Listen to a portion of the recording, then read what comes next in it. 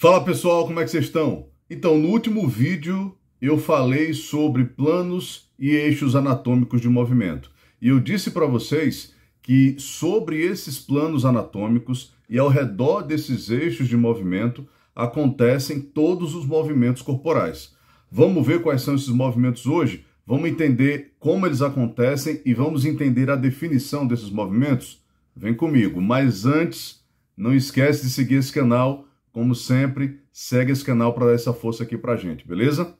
Vamos lá.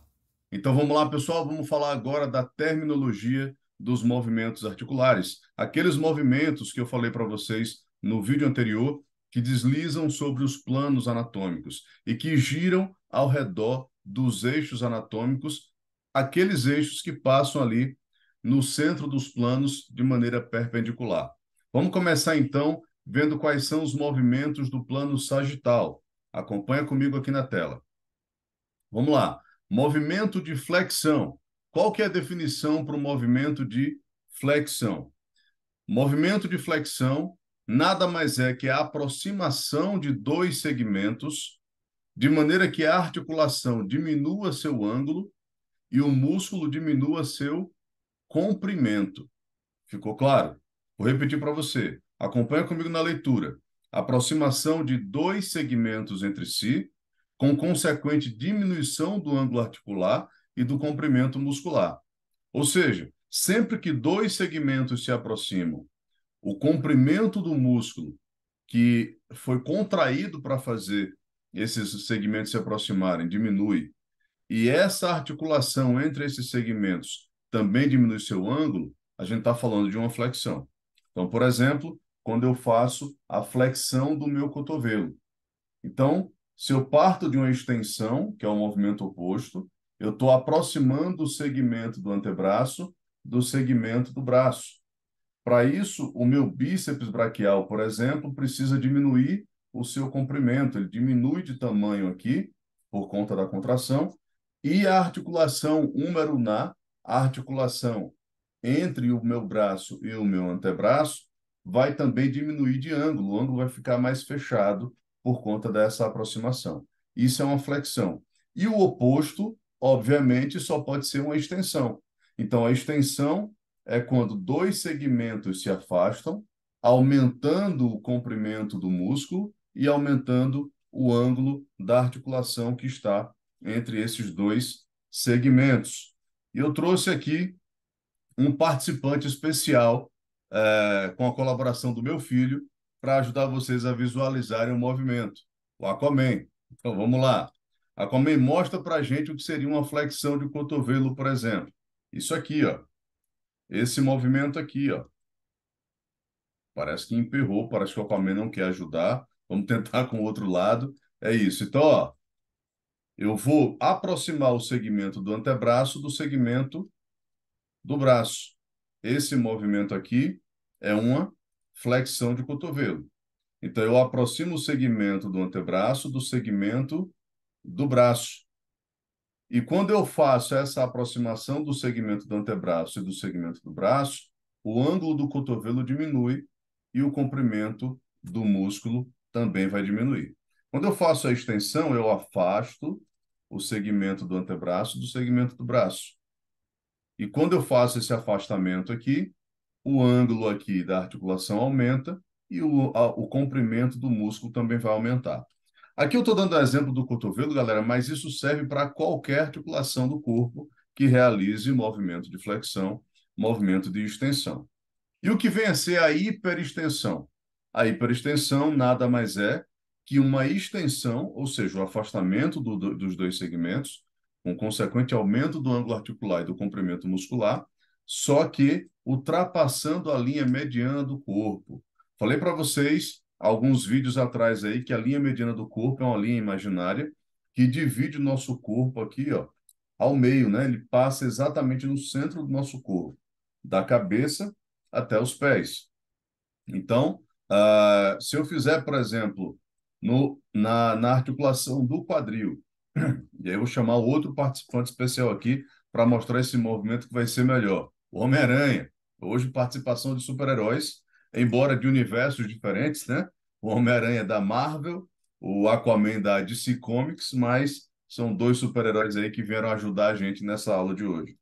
Então vamos lá. Aqui o Homem-Aranha vai fazer a flexão do quadril, aqui ó, flexão do quadril, a extensão do quadril quando ele retorna. Mas quando ele ultrapassa a linha mediana do corpo, aqui que está rente ao corpo dele, ele faz uma hiperextensão.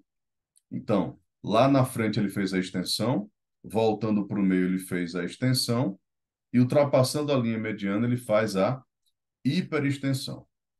Da mesma forma, vai acontecer se a gente estiver falando aqui do ombro.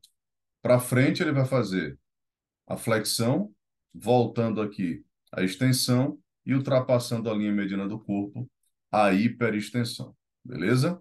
Valeu, Homem-Aranha. Daqui a pouco eu te chamo de novo. E vamos seguir.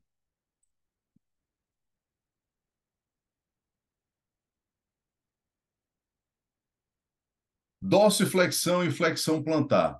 Esses dois movimentos ainda acontecem no plano sagital e são considerados casos especiais. Desculpa. São considerados casos especiais de movimento, tá? Dorsiflexão e flexão plantar acontecem obrigatoriamente, exclusivamente, unicamente na articulação do tornozelo, no complexo articular do tornozelo. E a dorsiflexão nada mais é do que a elevação do dorso em direção à perna, do dorso do pé em direção à perna. Então, imagine que aqui, ó, você tem a sua perna, a sua canela, né? E aqui o peito do pé, que é o dorso do pé. Então, quando você aproxima, puxa o seu pé para cima, você está fazendo uma dorsiflexão, tá? Elevação do pé, aproximando o dorso da perna. E quando você faz o abaixamento do pé, afastando o dorso da perna, então você tem uma flexão plantar. Perceba que na dorsiflexão, a exemplo da flexão que eu falei agora há pouco, os dois segmentos vão se aproximar. O segmento do pé se aproxima do segmento da perna, fazendo com que diminua o comprimento muscular e também o ângulo articular. Então, eu também posso chamar a dorsiflexão de flexão do tornozelo. É menos comum, é verdade, mas está correto e você pode encontrar em alguns livros também essa nomenclatura. Da mesma forma, a flexão plantar, ó, que seria o movimento para baixo, afastando o dorso do pé, afastando o pé da perna, se faz um afastamento, aumenta o ângulo articular e aumenta o comprimento muscular, eu também posso chamar de extensão. Então, a dorsiflexão nada mais é que uma flexão do tornozelo, enquanto a flexão plantar nada mais é que uma extensão do tornozelo. E ambas também vão acontecer no plano sagital, cujo eixo que vai ultrapassar ali e permitir que esses movimentos aconteçam é o eixo látero-lateral ou simplesmente eixo lateral, beleza? E aí eu trouxe para vocês uma outra tela com alguns desses movimentos perdão, que passam pelo plano sagital, que acontecem no plano sagital, tá bom? Então aqui na primeira imagem, ó, no primeiro bonequinho, na primeira bonequinha aqui, vocês podem ver a flexão e extensão do punho, certo?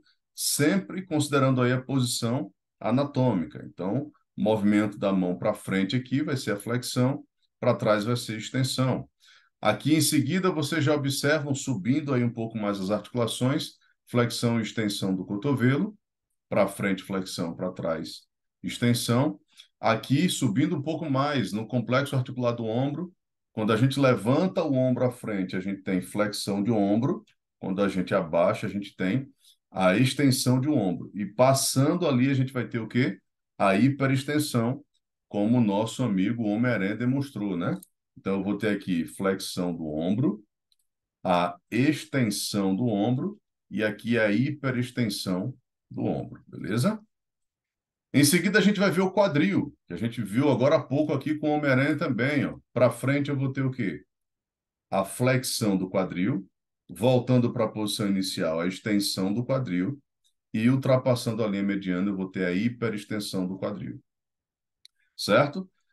Na outra imagem, agora com participação do nosso amigo Aquaman novamente, nós vamos ter flexão e extensão de joelho. Então, aqui, ó, se eu trouxer minha perna para cima, flexão do joelho, para baixo, a extensão do joelho. Na próxima imagem aí vocês podem ver, na próxima tela vocês podem ver na primeira imagem, uma flexão do tronco. Galera, é muito importante eu chamar a atenção para um detalhe aqui, ó. Flexão do quadril pode acontecer da seguinte forma. Vou fazer aqui dos dois quadris do Homem-Aranha. Isso é uma flexão do quadril. Perceba que a coluna do Homem-Aranha, ela está ereta, tá? Ela está na mesma posição que ela estava inicialmente. O que mexeu foi apenas o quadril. Então, isso é flexão do quadril, isso é extensão do quadril, ok? Agora, se o quadril do Homem-Aranha ficasse parado e apenas ele fizesse um arqueamento da curvatura da coluna aqui, fazendo esse movimento para frente, então ele não estaria fazendo uma flexão do quadril, mas sim uma flexão do tronco, uma flexão da coluna. Então, não confundam flexão da coluna com flexão do quadril. Se há uma estabilização do quadril e um arqueamento das costas para frente, então nós temos aqui uma flexão da coluna vertebral, uma flexão do tronco. Mas se a coluna está estabilizada e o que vai para frente são os membros inferiores aqui, especialmente a coxa em relação à pelve, então nós temos uma flexão do quadril e não de tronco. Tranquilo? Na segunda imagem aí, o que é que a gente observa? Uma flexão, extensão e hiperextensão do pescoço, da cervical. Então, ao abaixar a minha cabeça em direção, levando meu queixo em direção ao meu peito, eu faço uma flexão. Ao voltar para a posição inicial, eu tenho uma extensão. E ao ultrapassar a linha mediana, eu tenho uma hiperextensão. Perfeito? E aí, no pezinho lá embaixo, o que é que a gente observa? A dorsiflexão e a flexão plantar, que eu já tinha falado para vocês. Dorsiflexão, que também pode ser uma flexão do tornozelo, e a flexão plantar, que também pode ser chamada de extensão do tornozelo. Vamos para o próximo plano? Próximo plano, plano frontal, aquele através do qual vai passar o eixo. Qual é o eixo? Se é frontal, sai da parte anterior, vai para a parte posterior. Então, o eixo vai ser antero-posterior. Então, o plano frontal, aquele que está de frente para a gente, tá? É aquele através do qual vai passar o eixo antero-posterior. E nesse plano aí, e ao redor desses eixos, acontecerão os seguintes movimentos: abdução, adução e flexão lateral, por exemplo. Então, o que é uma abdução pela nossa definição correta? Abdução é quando todo um segmento do corpo, se afasta em relação à linha mediana do corpo. Então, vai haver um afastamento completo, tá? Aqui, ó, linha mediana do corpo do Aquaman está aqui. Então, o ombro dele, todo o segmento do membro superior, vai utilizar a articulação do ombro dele para fazer o quê, ó? Um afastamento em relação à linha mediana do corpo. Todo o segmento afastou. Isso é uma abdução. Quando todo o segmento se aproxima da linha mediana do corpo, voltando para cá, se aproximou da linha mediana, isso é uma adução, ok? Fica muito atento a essa definição, porque lá na frente, no plano transverso, a gente vai ter que lidar com os movimentos de rotação interna e rotação externa, que podem facilmente ter confundido a sua definição com as definições que a gente está falando agora de adução e abdução, ok? Então vamos lá. Se a abdução é o afastamento da linha mediana do corpo, isso vai acontecer tanto no ombro, como, por exemplo, na articulação do quadril também. Afastamento do membro inferior em relação à linha mediana do corpo. Isso é uma abdução. Mas olha que interessante aqui, pessoal. Aqui, ó, se o Aquaman fizer uma abdução, vou botar o braço dele para cima. Se ele fizer uma abdução numa posição ortostática, por exemplo, em pé, né, sem alterar a posição do corpo dele para nada, apenas o membro inferior, a gente identifica facilmente esse afastamento do membro inferior com relação à linha mediana do corpo, certo? Porém, se o Aquaman mantiver essa perna aqui, ó, e fizesse essa inclinação para cá, tá? Se o tronco dele inclinasse para cá e essa perna acompanhasse o movimento, olha só, olha aqui. Aqui perceba que a gente está mantendo esse alinhamento do tronco dele, tá? E aqui ele vai inclinar para a esquerda, ó, ele inclinou para a esquerda, e o membro inferior direito dele continua alinhado com o corpo. Aí eu pergunto para vocês, o membro inferior direito fez a abdução, fez a adução ou não alterou seu movimento? Dá um tempinho para vocês pensarem aí, 5 segundos. 1, 2, 3, 4, 5. Vamos lá. Se o membro inferior, em relação à linha mediana do corpo do Aquaman, não alterou a sua posição, perceba, o corpo dele alterou a posição, mas a linha mediana do corpo acompanha a posição, o posicionamento do corpo. Então, o membro inferior dele, em relação à linha mediana do corpo, não alterou seu posicionamento. Se não alterou o seu posicionamento, não houve movimento nessa articulação do quadril do Aquaman aqui. Agora, no quadril esquerdo, sim, aqui houve. Porque em relação à linha mediana do corpo que está aqui, ó, o que é que aconteceu com o membro inferior esquerdo? Ele se afastou. Está aqui a linha mediana do corpo. Houve um afastamento, então. Beleza? Então, olha só.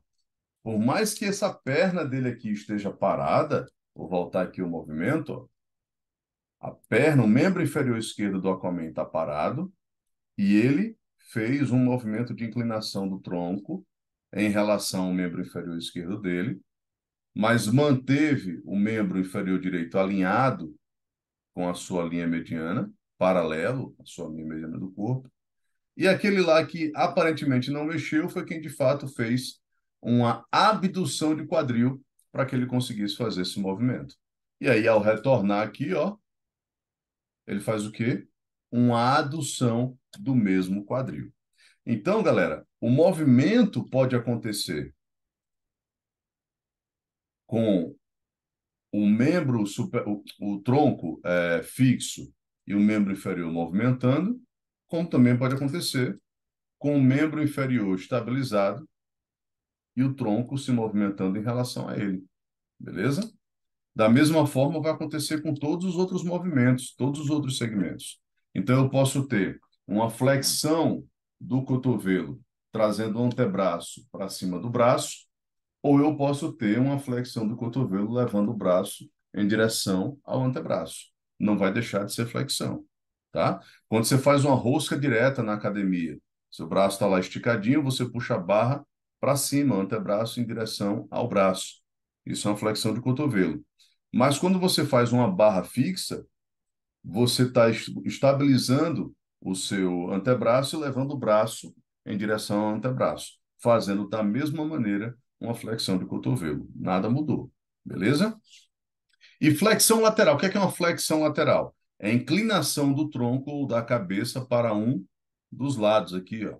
Eu posso chamar de inclinação lateral, lateroflexão ou flexão lateral, também pode ser chamado assim. Então, se eu fizer isso aqui, ó, inclinar o meu tronco para um lado, inclinar o meu tronco para o outro, ou a cabeça para um lado, ou a cabeça para o outro, para a direita, para a esquerda, isso pode ser chamado de flexão lateral, inclinação lateral ou lateroflexão. Isso não acontece quando o Aquaman faz isso aqui, ó, porque aqui ele fez um movimento no quadril. Apesar dele ter projetado o seu tronco para o lado, não foi o tronco que inclinou, foi o quadril que abduziu. Agora, se ele tivesse estabilizado o quadril e feito uma fizedo foi ótimo, né? E tivesse feito uma curvatura aqui, ó, inclinando o seu tronco para a esquerda ou para a direita, então isso sim seria uma inclinação do tronco, uma lateroflexão ou flexão lateral, beleza? Seguindo, pessoal, vamos agora para os movimentos no plano, perdão, ainda estamos no plano frontal, né? Então vamos continuar aqui com o plano frontal, mas outros movimentos, tá? Aqui também consideramos alguns casos especiais de movimento aí. Desvio radial e desvio na. Considere sempre a posição anatômica, tá certo? Sempre vamos considerar a posição anatômica. O nome já está sugerindo para a gente, né? Então, ó, desvio radial. Eu vou observar que o lado ali onde está o rádio está desse lado aqui, né, pessoal? Ó, do lado do meu polegar, aqui no meu antebraço, eu tenho o rádio. Então, quando eu faço um desvio radial, a minha mão desvia em direção ao meu rádio. E quando eu faço um desvio na, a minha mão desvia em direção à minha ulna. Então, rádio está aqui do lado do meu polegar, os dois ossos do antebraço, né? Rádio do lado do polegar e a ulna do lado do dedo mínimo. Nessa posição que eu estou mostrando para vocês aqui, a gente consegue entender o movimento, mas essa não é a posição anatômica. O correto seria com a minha mão nesta posição, né? Se eu tivesse aqui em posição anatômica. Então, o rádio ele está lateral, em posição anatômica, o meu rádio está lateral em relação à minha ulna que está medial, porque o rádio está mais afastado da linha mediana, então ele é lateral. E a ulna está mais próximo da linha mediana do corpo, então ela é medial. Então, quando eu faço o desvio da minha mão em direção ao rádio, eu tenho desvio radial. Quando eu faço o desvio da minha mão em direção à ulna, eu tenho desvio ulnar, tá? Mas observa o seguinte, ó. O desvio radial é o quê? Afastamento da mão em relação à linha mediana e em direção ao osso rádio.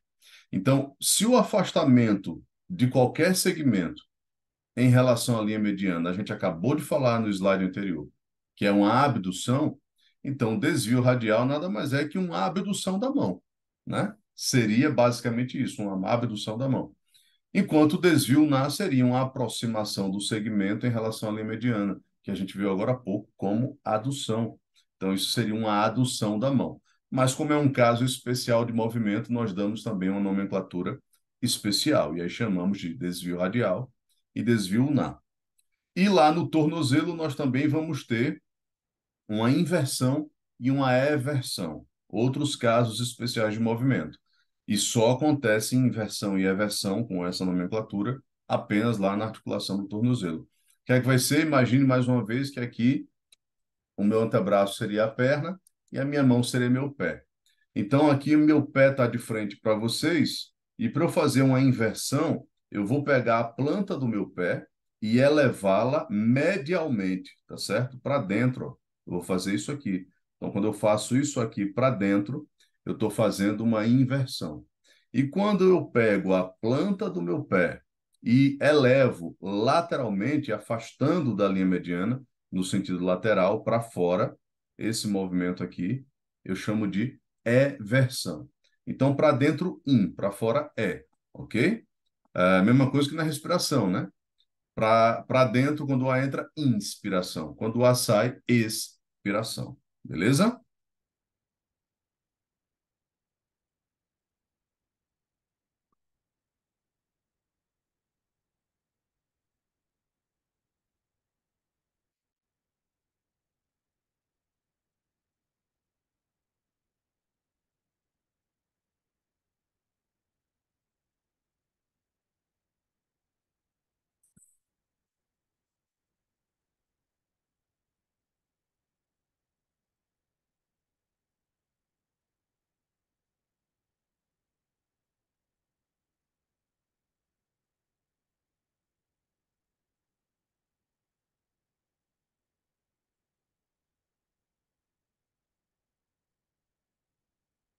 E tem mais movimento no plano frontal. Vamos ver quais são? Olha aqui, ó.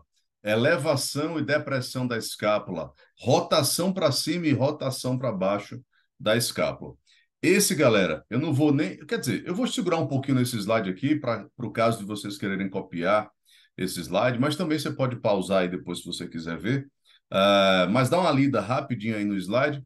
E eu acho melhor explicar esses movimentos aqui, mostrando já a imagem da escápula para vocês. Vamos lá? Então, aqui, ó, vamos ler rapidamente e a gente passa para a imagem. Elevação da escápula é o movimento de toda a escápula em direção ao plano superior. Então, as escápulas vão fazer isso, ó. Lá nas suas costas, elas vão subir. Depressão da escápula, movimento de toda a escápula em direção ao plano inferior. Então, elas vão em direção para o pé, aqui, em direção ao pé, para baixo, tá? Rotação para cima, o afastamento do ângulo inferior da escápula em relação à linha mediana. Então, a rotação para cima da escápula, a escápula faz esse movimento aqui, ó. Afasta o ângulo inferior dela em relação à linha mediana do corpo. E a rotação para baixo é o quê? Rotação para baixo, o ângulo inferior da escápula vai se aproximar da linha mediana do corpo. Vamos ver aqui como acontece nos movimentos? Então vamos lá, rapidamente aqui, ó. Adução e abdução de ombro, certo? Vamos lá, vamos para o Homem-Aranha. Ó, eita, o Homem-Aranha não faz esse movimento. Vamos para o Aquaman. Então, ó, abdução de ombro e adução de ombro. Beleza? Lá no quadril, abdução do quadril, adução do quadril. Lá no punho, desvio radial, desvio ulnar. Lá no tronco, inclinação lateral ou flexão lateral. Na cabeça, inclinação lateral ou flexão lateral, tá? E aí na escápula, pessoal, olha aí, ó. Vamos olhar nessa primeira imagem aqui. Se eu pegar a minha escápula, o ângulo inferior da escápula, pessoal, deixa eu pegar uma outra sinalização aqui. Tá melhor para mostrar, deixa eu ver. Opções de ponteiro, tá aqui, apontador laser. Pronto, olha aqui, ó. Onde eu estou mostrando com o laser aqui, o ângulo inferior da escápula, essa pontinha aqui da escápula, né? Lá embaixo. Então, quando o ângulo inferior da escápula vai no sentido dessa seta, ó, para cima, para fora e para cima, nós temos uma rotação para cima da escápula. Porém, olha aqui do outro lado, quando o ângulo inferior da escápula sai de fora e de cima para baixo e para dentro, seguindo essa outra seta, nós temos uma rotação para baixo da escápula, ok? Aqui a gente está dando o exemplo dos dois movimentos em uma única imagem, tá? Mas saiba que isso pode acontecer. Os dois lados podem fazer simultaneamente rotação para cima e rotação para baixo, ou individualmente fazerem movimentos opostos, como está mostrando aqui na imagem. Na imagem de baixo aqui a gente vê que quando as duas escápulas, ou apenas uma delas, enfim, quando a escápula se eleva no sentido dessa seta, nós temos a elevação da escápula, quando ela vai para cima, em direção à cabeça. E quando ela vai para baixo, em direção aos pés, para baixo, deslizando ali no gradil costal, nós temos uma depressão. E aqui, olha aqui outro detalhe aqui, interessante, outro movimento que a gente não tinha falado anteriormente, adução ou retração e abdução ou protração. O que é a adução, pessoal? Quando as escápulas se aproximam lá nas suas costas, ó. Elas chegam próximas uma da outra.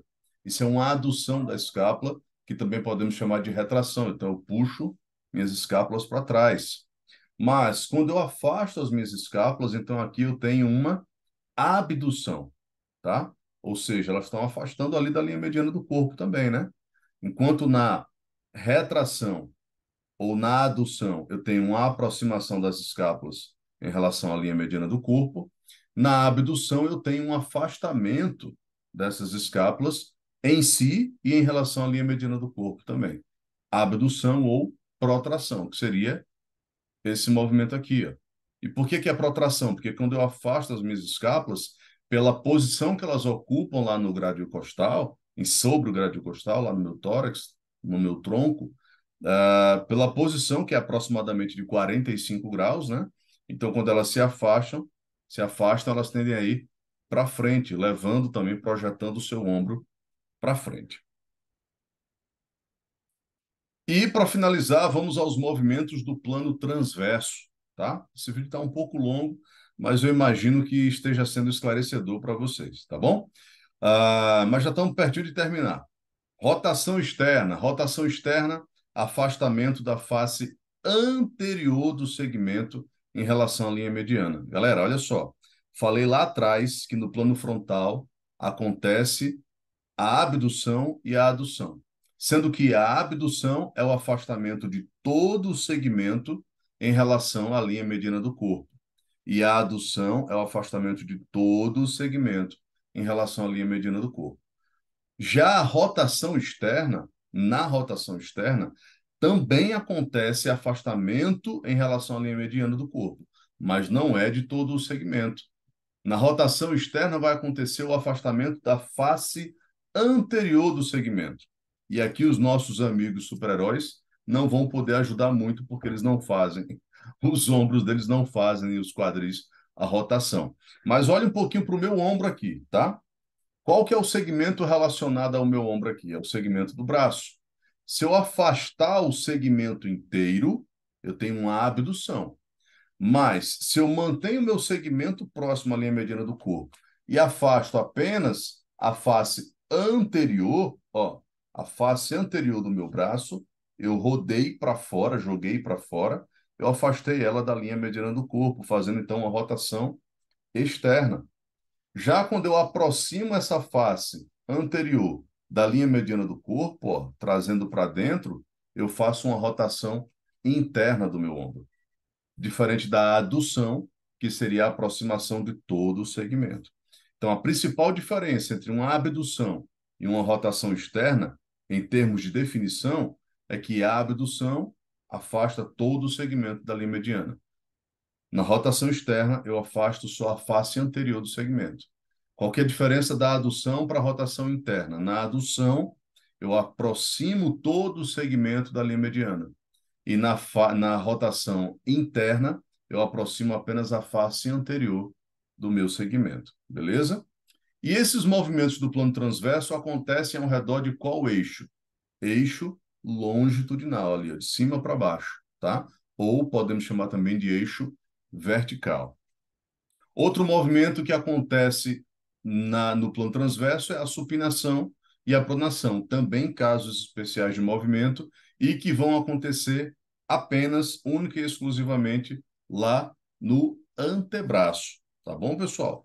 Lá no antebraço. Então, o que é a supinação? Considerando a posição anatômica, é essa posição aqui, ó. E a palma da sua mão vai estar para frente quando você estiver na posição anatômica, tá bom? Tá? Em posição supina. O ventre, entre aspas, da sua mão está para cima. Aquela posição que você fica na academia quando você faz o exercício de supino, não é à toa que esse exercício tem esse nome, tá bom? Porque você faz de barriga para cima, decúbito dorsal, mas essa barriga para cima também é conhecida como posição supina, ou seja, o ventre para cima, tá? Quando eu coloco o ventre ou a palma da minha mão para baixo, fazendo esse movimento aqui, ó, aqui seria a supinação, aqui então eu tenho uma pronação, tá? Eu estou invertendo essa posição de movimento. No meu corpo, a mesma coisa. Se eu deitar de barriga para baixo, eu estarei em posição prona, ou em posição pronada, ou em pronação, tá?